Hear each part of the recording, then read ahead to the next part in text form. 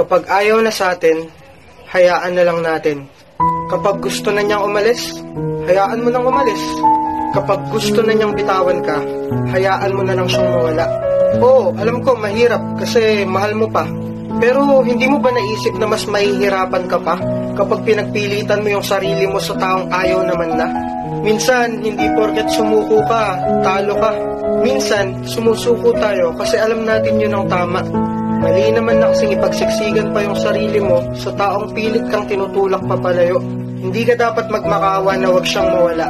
Kasi unang-una, kung talagang mahal ka niyan, hindi niyo gagawing solusyon ang hiwalayan. Kaya ikaw, kung alam mong isa mo na lang lumalaban para sa relasyong akala mo'y walang hangganan, kung alam mong ikaw na lang yung nagmamahal sa inyong dalawa, huwag mo lang hayaan yung sarili mo na magmukha pang tanga. Yung sakit na nararamdaman mo, ngayon lang yan. Kasi darating din naman yung punto na kung saan isang araw gigising ka na lang nang wala nang nararamdaman para sa taong akala mo dati hindi mo kayang mawala.